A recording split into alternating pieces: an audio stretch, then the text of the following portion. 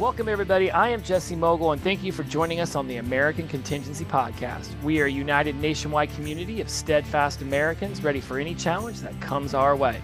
We inform, equip, and train so you can prepare, respond, and recover from any man-made or natural disaster or situation. And today I have the awesome honor of being able to introduce you all and have a conversation with our National Communications Coordinator. He's also a critical care paramedic practitioner in his other life outside of American Contingency. Max Williams, welcome to the show. Good morning, sir. How are you? I'm doing great. We've had a great 30 minutes talking about motorcycles and traveling and what you've seen on the Natchez Trace. And there's so many cool things that I've already gotten to know about you. For those out there in AMCON world who don't have a familiarity with you, what is it that you would say you primarily do as the National Communications Coordinator? You know, what got you into AMCON? Maybe I should start there. What fired you up? Because a lot of people come on and say it was Mike Glover's video about getting up off the couch. Let's start there. What got you involved with American Contingency? I had a next door neighbor. He came up to me and he asked me the question. He said, would you be interested in helping a local survival group with their communications? I said, sure. I said, I try to help everybody, learn comms, because without communications, we can't survive. We've got to talk to each other either in person or over the radio. And this person was in American Contingency. He was one of the local groups, and I met with them and helped them get trained. We had 3 or 4 of them, and we got them trained up as ham operators. And I went from working with a local group, then I started working with the state group, then I went working with the regions, helping all the states get together in the Southeast. And then I was approached about this position and I moved up to it. And what I do in this position is we have 6 regions across the United States, and it's my job to help coordinate the communications between all the 6 regions, whether it be by voice communications or digital communications or telephone. Telephone is your number one communicator that we all use, but when the stuff hits the fan, we've got to have a backup to it, and that's where we come in to the AMCON Ham Radio Network. That's our job. Is when everything else fails, we've got to be there to cushion everybody and pick up that link between the East Coast, West Coast, the North, and the South. I've got a lot of questions about ham radio operation because I've had quite a few people come on and discuss that, and I still am not part of that ham radio operations crowd. Now I do know that there are more smaller versions as compared to my grandpa's huge setup in our attic when I was a child. But specifically, before we move into that conversation, what was your background with communications that would have led this American Contingency member to even approach you to begin with? Well, I was with Lauderdale County Emergency Management for a little over 20 years, and we changed directors, and he changed out all of the communications people and went with local law enforcement that were paid people. So he did away with all of his volunteers. And when this came along, I was looking for something to take the place of that, and this was just perfect. It allowed me to talk statewide and help set up groups, and that's what we did when I was with emergency management. We set up comms groups throughout the county. I was with a testing group that we now have with American Contingency, W5YI, and we trained over 120 firefighters in the period of 1 year to be ham operators. And those 120 firefighters turned into a Skywarn network for Northwest Alabama. That's fantastic. And it's cool to know that firefighters are learning this kind of technology too, which again has advanced so much since back in the day. And so for those people out there who have been intrigued by this idea of the ham communications and being able to get into this world, what is it that you would say to them whenever there might be this block in their head that says, man, this is going to be super complicated to learn all of this, because every time people bring it up, they mention training. I'm like, I thought it was a walkie-talkie. I just turn it on and just start chatting with people? So what is the more to it? Because clearly it's more than just a walkie-talkie. There's obviously training involved. Well, you can go a couple routes to get into comms. American Contingency, we highly recommend that all members have a general mobile radio, what they call GMRS portable radio, in their go bag. And a lot of people will start out to get your GMRS license. All you have to do is apply through the FCC, and $35 will get you a 10-year license that's good for you and your family.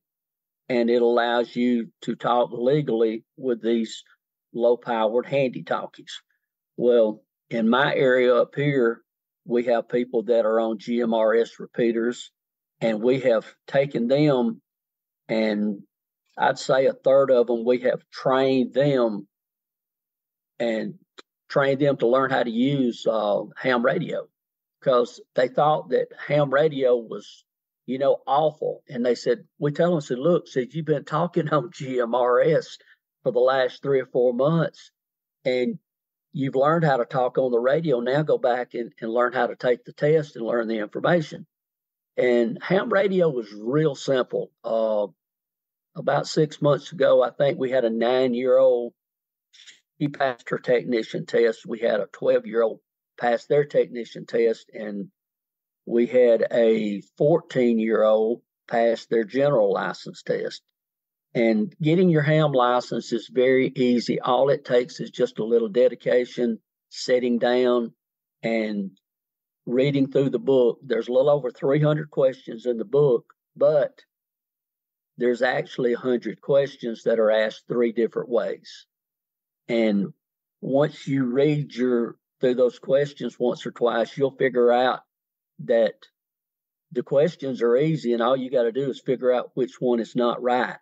Yeah. And that's all it is. It's just a little bit like the SAT. Just like the SAT. Eliminate at least 2 or 3 because they're stupid. So. Yeah, that's what I try to tell my people.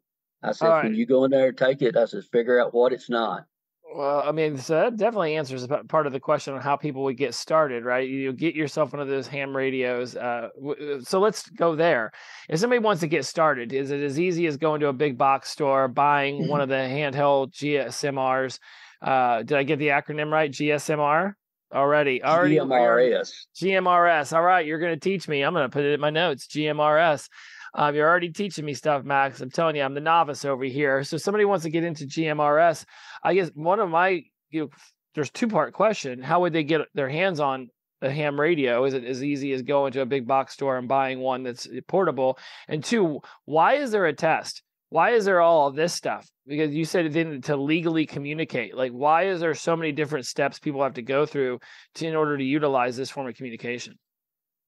Well, years ago, everybody's been a CB operator at one time.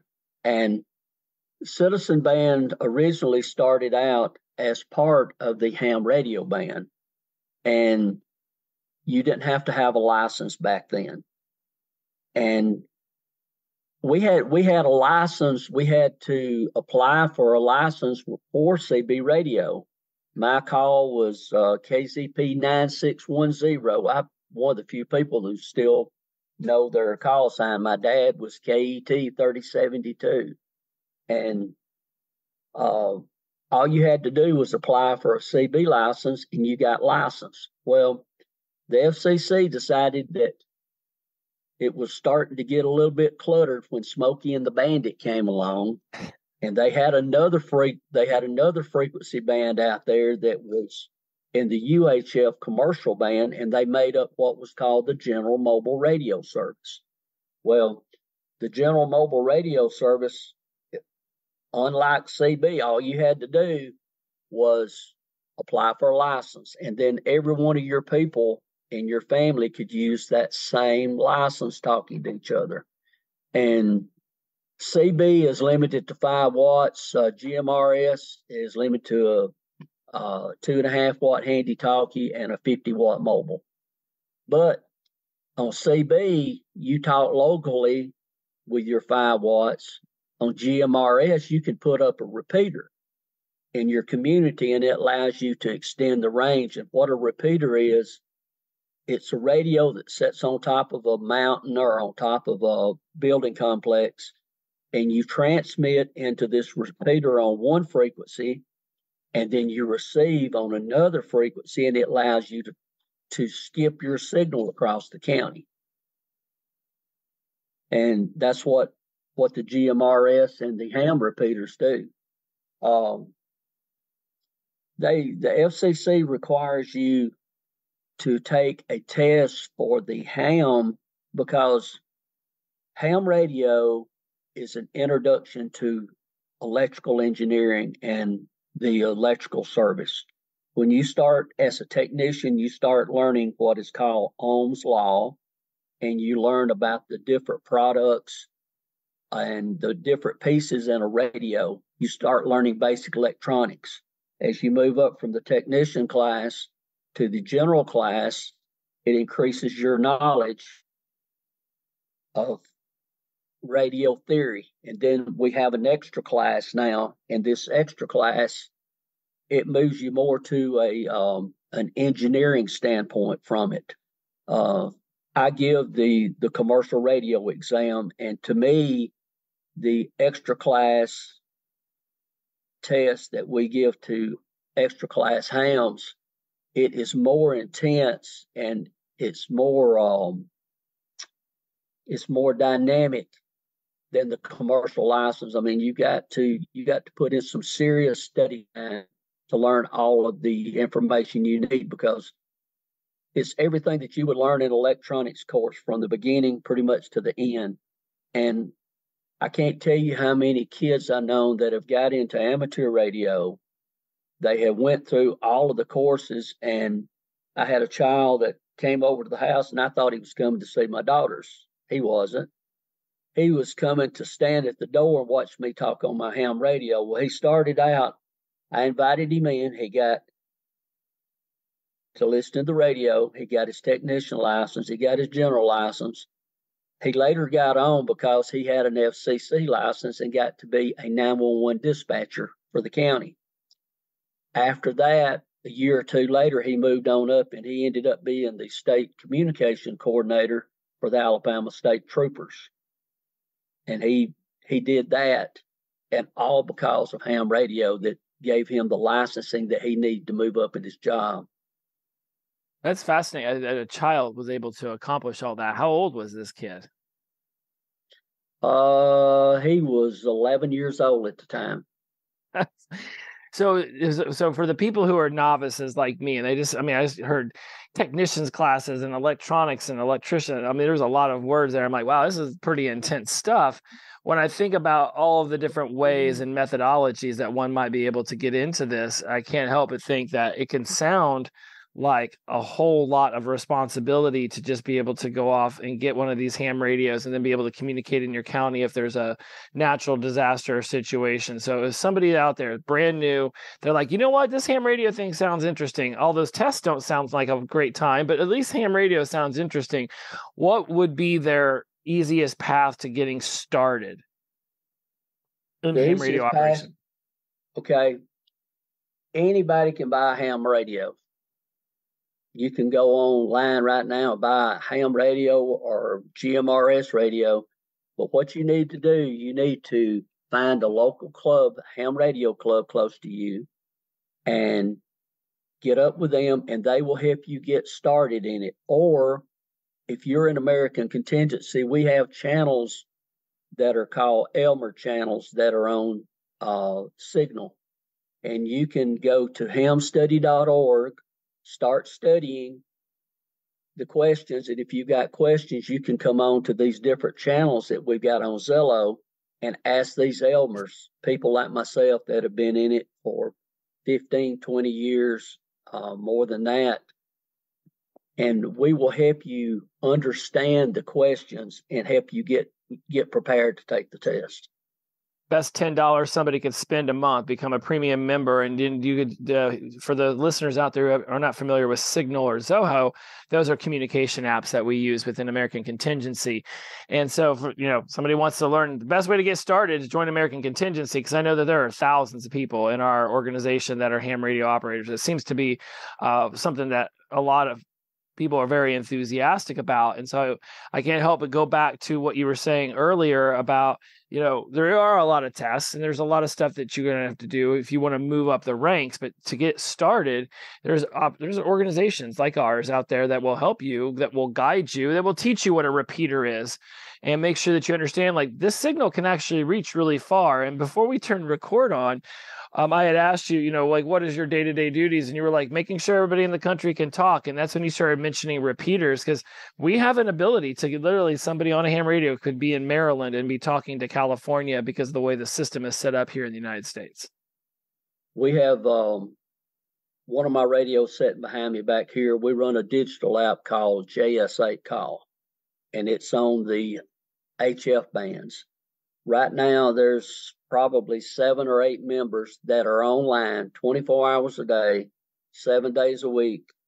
And I can go in there and type in to my keyboard and query this program, and it will tell me that Mike up in Maryland's on, that K6MES is on out in California, or somebody is on in Florida, and there's always these 6 or 7, and we're growing every day.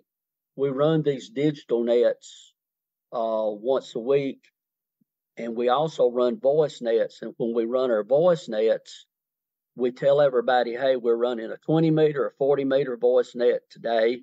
We're running a 70 meter net Monday.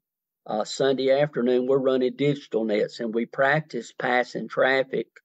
We've got what we call sit reps. We've got stat reps. These are informational forms that collect information. We've got salute that collects information, and we pass it between station to station. And that's how we practice staying up in case something went wrong. Example, AT&T had an outage this morning. They lost like 35,000 people. Their coverage went down. Well, I've been sitting in here monitoring it. Our people have been talking back and forth on HF, or attempting to talk. Sometimes the conditions would not allow you to, and you got to change bands. But we were there just in case they needed us to activate and pull all of this digital system into activation. That's a lot of our backbone. And this system stays up and running all the time.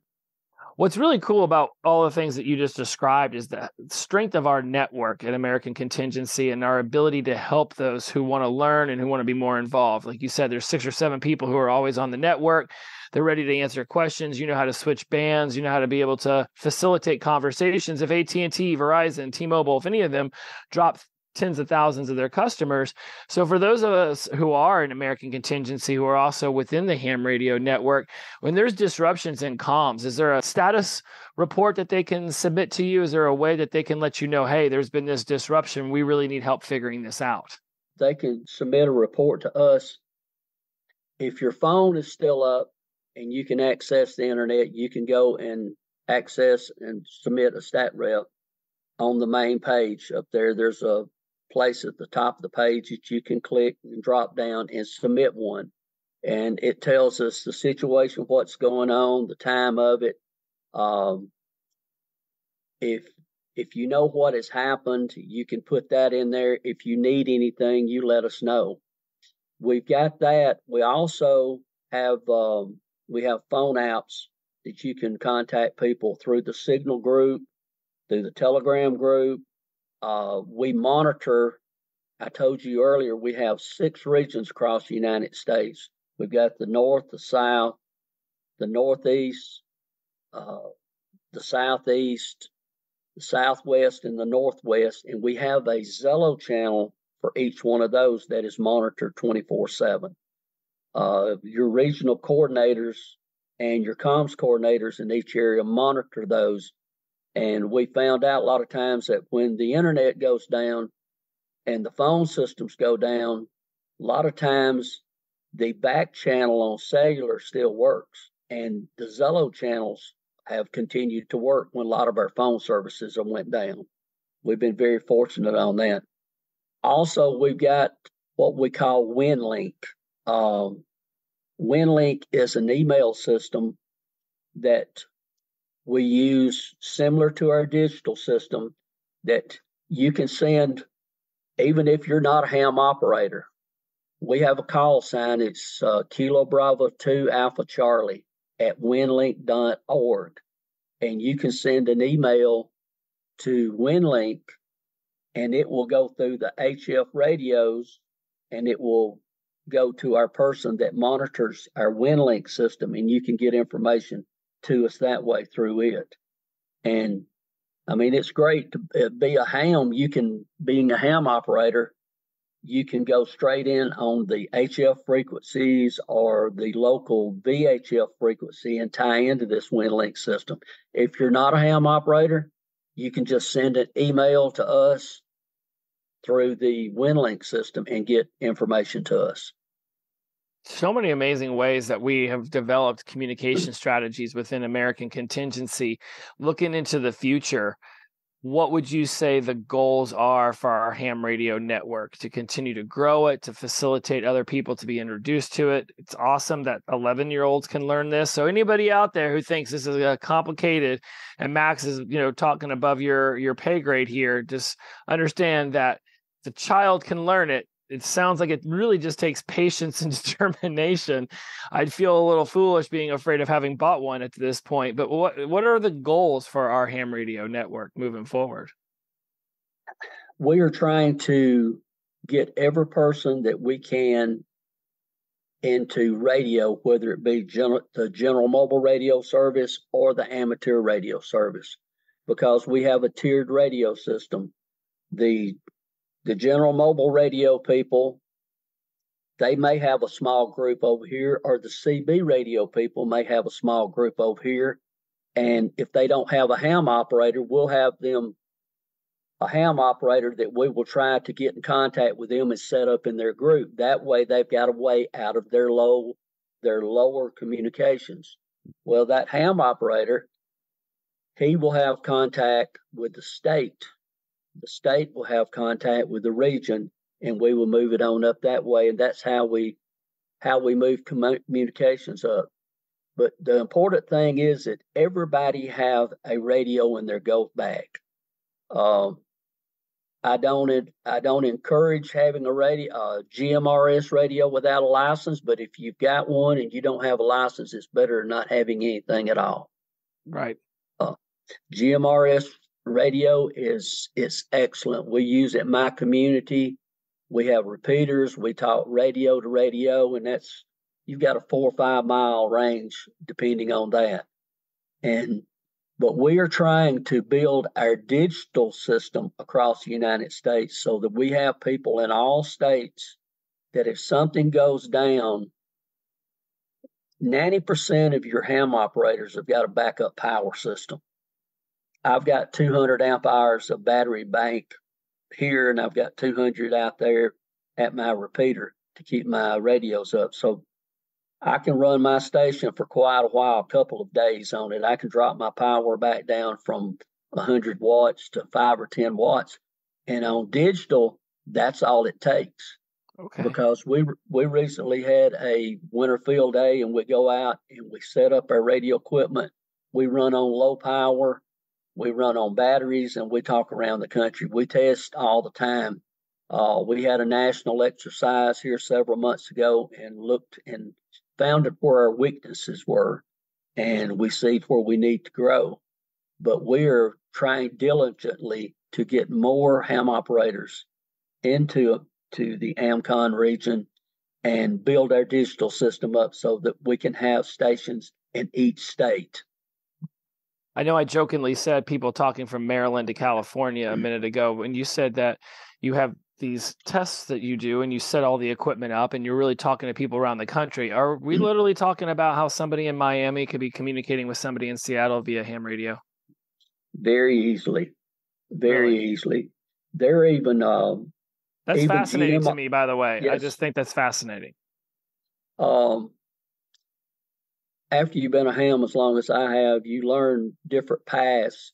I can sit here in the afternoon on the 10-meter band on the FM section, and because the way that the ionosphere is charged up, I can talk with 10 watts to California on just 10-meter FM. And I was talking the other day, and we were trying it, and I was working with stations out in Arizona, North Dakota. It's all about learning your equipment and what all your equipment can do. A lot of people will buy radio equipment. They will buy it, charge it up, and put it in the closet. That's not what it's all about. If you don't have it operational and know how to use it, it's not worth 10 cents. And that's why I encourage everybody once a month to go through your go bag. Check everything you've got in there. See if you've got anything that's expired. Check your batteries and your flashlight. And most of all, check your radio. Make sure your radio is operational. I highly recommend that you separate the radio, the battery, and the antenna and take them apart. That way that they don't get broke while they're in the bag, because when you put an antenna on a radio, it makes it a good 7 or 8 inches long. If you've got it in the go bag and you're pulling your go bag around, there's a good chance you break the connector off. Then what if you've got a radio and a battery with no antenna? So I recommend to people to take your radios, separate the radio, the battery, and the antenna, and that way that you know that when you take that bag open, you put it together, it's going to work. Yeah. And check it once a month. That's very good advice. And yeah, I'd like to bring conversations up at the dinner table with the family where I really am gauging their interest in the conversations we have here at American Contingency. And my stepson got into this conversation, catastrophizing a bit about what would happen if an EMP was blown up over the United States and it shut down communications, because obviously our cell phones would stop working. Most of our cars would stop working because of the microchips in them. How is ham radio built to withstand such an attack? Is it, or does somebody need to go out and get a Faraday cage for their whole setup and have it wrapped up in that in their go bag in their closet? Is this even a concern? Because we started talking about how would you communicate in such a manner, and that's really what, where the hysteria starts to come into play, is that all of a sudden nothing works. Our cars don't work, and we don't know what's going on, and people will get a little bit freaked out about that. Then that's what could start the riots and the anger towards one another, not having information, hence communication being so important. That's why communication is important, because that's why most societies fail and most organizations fail, is because lack of communication. A lot of your hammer operators, not all of them, but the ones that can afford it, will have an extra rig and an extra power supply. Anything that might be affected by an EMP, I have radios put in a Faraday cage, and then I have them in an all steel structure. It's an above ground storm cellar out there that is nothing but a giant Faraday cage. And I keep all of my backup equipment, all of my test meters, anything that it might take to rebuild a radio system from the ground up. Now I do have one old radio. It's one of the radios that came out back before the Yaesu brand. It was called a Tempo. And I think it later on became a Yaesu 101. But this Tempo is an all tube type radio. It has no transistors in it. And by all rights, it should withstand an EMP if I did not have it hooked up, because it has no transistors in it, no integrated components. And it will talk as good as my other ones. I keep it in a Faraday cage also. So the only way we're going to get through an EMP is be prepared for it. Like I told you, if you got that radio in your go bag, go that extra step. Buy a small Faraday bag. They make them where you put something in it, you put a computer in it, You zip up the top, you fold it over, and you can go one step further, get a larger bag and double the size of it, put a Faraday inside of a Faraday. That shows you that, you're going to be protecting it. And if we don't have things put up during the time of an EMP, we're going to lose everything, because it'll take 18 months to 2 years to build the system back. But all of our radio gear, if they're not EMP protected, they will be gone immediately. Yeah. Phones, watches, anything electronic that's not in a cage will be destroyed. And I realize for a lot of people out there, like, okay, that's the catastrophizing. That's that 1 second after, which is a fantastic book. It's what sort of got me a bit freaked out about this. It may have been the catalyst for me leaving California. That's a whole different conversation. But for those, any given Tuesdays, which is what Tom talks a lot about with those of us within the leadership structure here, how are we helping people provide for themselves and their families, their loved ones, their communities, just on any given crisis that might happen. Huntsville, Alabama, for example, does not have the best system in place to deal with ice storms. So we got very little rain, but it froze and it turned into this solid sheet of ice throughout the community. And for basically 7 days, most people couldn't get out unless they were willing to just brave the conditions and potentially wreck their car. And so now we're thinking, well, what could communications do in that kind of situation? So an ice storm comes in, it knocks down our cell phone towers, it makes those things no longer work. I see a really amazing opportunity for people just in their own communities be able to talk about the schools being closed, or what roads are clear, or how they might get to the grocery store.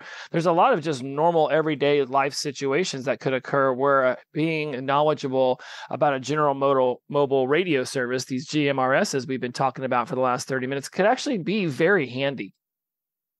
Yes, the GMRS is absolutely wonderful. Most of your GMRS repeaters that are put up in the community are put up by ham operators.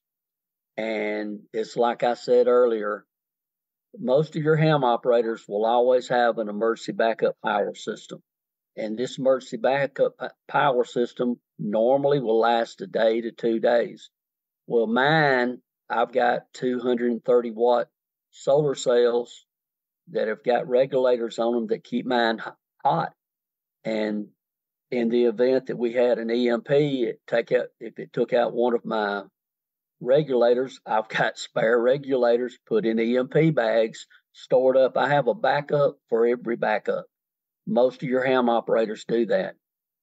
We had a ice and snowstorm back around 93 and 94 in this area. The only thing that was operational was ham radio. All of the power was off, everything was down, all the cell towers, their batteries died, but guess what was up and running? Ham radio was. I had a repeater over in Killen, Alabama, and my repeater was covering Middle Tennessee, Northeast Mississippi, and Northwest Alabama. It was solar powered and wind powered. And that's what ham operators do. They prepare and they try to keep their systems operational so that people depend on us. And we have to have our act together to be able to operate whenever we're called. I think it's a great, powerful message to finish off our interview with, is that you're just one person. Yes, you're an American Contingency. You've got 20, 30 years of experience with this. You have practiced, you've taught people this, like you've taught children this. And at the heart of it is that you're just one, yet there's tens of thousands of ham radio operators out there who probably in a conversation with me would say similar things. I have backups. I've got a Faraday cage inside of a Faraday cage. I have tested my equipment. I have shown other people how to test their equipment. In fact, it seems to be just the general consensus amongst ham radio operators that if we're doing this, we're doing it all the way, because information is key. And if we want to be able to calm down a populace that might be really frantic trying to figure out things going on, people are going to be turning to you. And I think it's pretty amazing that it's become this gigantic network of people willing to present and help people have information when they want it the most, to calm themselves down and have some sort of sense of normalcy when things might be in full-blown crisis. Yes, sir. I moved in over here in the location I'm in. I was living closer to Mississippi, and I was down below a hill. I could not talk to different parts of the United States, and I told my wife, I said, the only way I'm going to be able to ever talk is I'm going to have to find a location on a hill that does not have mountains around me, and I'll be able to talk out on all the frequencies I want to. We found the location I'm in now, and I was able to put up a massive antenna system. And my next door neighbor came over one day and he says, "What are you doing?" I says, "Well, I'm putting up ham radio antennas." "Well, those don't look like ham radio antennas I've ever seen." I said, "All they are is just wire antennas." "You don't have the big beams?" I says, "Nope, I don't have the big CB beams up there." "Well, man, it's going to be nice having you here, because if something happens, I know who I can come talk to get the message out." And see, that's basically what most people think about. In the back of their mind, if something goes wrong, they're going to look for a ham operator, because they know that ham operator is most likely going to have the capabilities to contact everyone. I mean, I've got every type of radio that you can have to talk to any public service organization or whatever. During one of our last bad storms we had up here, I was contacted by the sheriff's department. They needed ham operators. I said, "Well, I know some," so I got in touch with them. They lost their radio system. It went down. So we put ham operators in there at dispatch at 911, put ham operators in there with the sheriff's units, and we got their communications. And I'm also working on a project with them to start training deputies on how to use ham radio. Well, I don't have to train the firemen, because we've already changed. We trained a whole generation 10 years ago, so we're fixing to have to train another one. And what we're doing, our fire department, we have fire scouts, which is a part of and a division of the Boy Scouts of America. And we're fixing to start training all of our fire scouts how to be ham operators. And it's only like a mile from my house, so I'll bring them in here, let them use my equipment, teach them what they need to know, and teach them how to upgrade to the different levels. And because my generation won't always be here, so we've got to train the next generation to how to be prepared to do the comms to take care of everyone. So fascinating. I'm glad that you mentioned that you've been able to utilize the ham radios to help your local enforcement officers. When all communication is down, they can turn to their local ham radio operators to allow them to communicate about, looters or whatever might be happening in the area. I mean, again, information is so important, and we have it at our ready because of these smartphones. We forget that when there is no communication, then there's no information. We don't know what's going on. And you've got firefighters who know how to do it now. You're training police officers. You're training the youth through the Boy Scouts and getting them more involved. So it's fascinating. And again, you're one of tens of thousands, I'm assuming. And again, I know assuming can make an ass out of you and me, but let's just go ahead and assume that you aren't the only one who feels fired up about passing this information on to the younger generation. So this is happening all around the country and tons of different communities. What would be, and this will be your last question, is what would be that message you would have to somebody who's thinking about joining American Contingency and wants to know more about this stuff and just wants to be more prepared when the situation demands for that? I say that American Contingency is the best kept secret in America. We are one large family of individuals taking care of each other, taking care of our community, and we're growing, and we're trying to teach each other how to survive during time of need. We have online training.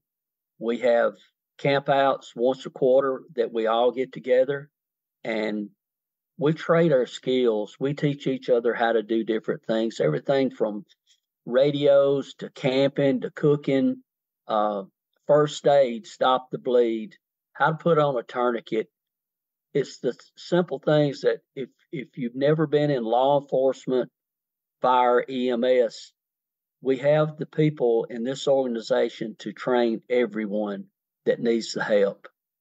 I mean, and that's what it's all about. It's taking care of each other and training. If you're not a ham operator, you don't want to be one, so be it. Get your GMRS license. That's what we recommend, that every member that we have in American Contingency have a GMRS radio. You can buy one at Wally World. You can buy one online on Amazon. All you got to do, most of them come with a piece of paper. It says, this is what you do to get your license. But if you don't have, if it doesn't come with a piece of paper that tells you that, if you're a member of American Contingency, you can go to our wiki and it will tell you in our wiki how to get your ham license, where you need to go. We have the shortcuts. We have the information. Or just ask one of our American Contingency people and we'll help you. I mean, like I said, this is the best kept secret in the United States, American Contingency. Well said. This energy I get from you and everybody I bring on from American Contingency, this idea of let's get up off the couch, let's be our own first responders, because we're always the first one there in this situation. Now, other people can arrive and help us, but we're the first ones who are there in our own lives dealing with the situation that's unfolding, and having this network of united American citizens who are like, no, let's help each other. And like you said, let's teach the tourniquets to stop the bleeds, the outdoor survival skills, this how to start a fire when all your supplies are wet. I mean, the 2024 American Contingency Adventure Challenge is coming up in each one of our regions, and there's this whole list of cool skills that you can learn. And I know ham radio is on there, and being able to figure out how to communicate when cell phones are down. You have been just a wealth of knowledge. I'm so glad that we had a chance to have you on the show. I really appreciate what we've discussed here. I have no doubt that in the future, I'd love to have you back on and discuss just how American Contingency has been growing with their communications and with the ham radio operators licenses and the GMRSs and all these technical terms I didn't even know existed that I've now been introduced to. You're a wealth of knowledge. Thank you, Max. You've been a splendid guest today. I've enjoyed it. Like I said, I just encourage everybody to go out there. And years ago, we had a book that you could get online. It was called Less Who's Talking. It was by Gordon West. It told you how to get into ham radio, and it started with the most simple explanation, and anybody could go buy one of those books, or you can go online to hamstudy.org and check them out, and they start teaching you all of the questions and all of the answers. And it's like I said earlier, I know kids that I've helped start into ham radio. They've gone on to be state dispatchers, they've gone on to be electricians, electrical engineers, and they've learned the majority of their electronics and their basic electricity through ham radio. And that's what it's all about. And when the shit hits the fan, you may be just a ham operator, but you know how to take care of small electrical problems and get systems back up and running. And we share our knowledge every day, and I'll never learn it all. There's so much out there to learn. There's so many forms of communications that we got, from digital to voice to analog. It's a never-ending journey that we're on right now. Well, and it's a beautiful thing that we have people like you and Tom and others that have taken this ham radio and really launched it. I mean, Tom's got quite the setup, and it's just a blessing to have y'all on American Contingency. For those of you out there who are intrigued by this, you can go to our website, AmericanContingency.com/join. You can learn more how to be a member. I mean, literally, for less than the price of a value meal at a fast food restaurant per month, you have access to people like Max Williams here with all these years of communications background, ready to teach you how to use a ham radio, a GMRS, the whole deal. And so it's been, like you said, you heard it here first, everybody. American Contingency, the best kept secret in the United States. So stop by our website, become a member, and we'll help you really get into what it is we've discussed today. So when you're ready to build the skills, the network, and the confidence to be ready for whatever comes next, join us at AmericanContingency.com. We're here when you are ready. We'll keep the fire going for you and the ham radio operational as well, so you can find your way. Talk to you all soon. Bye-bye.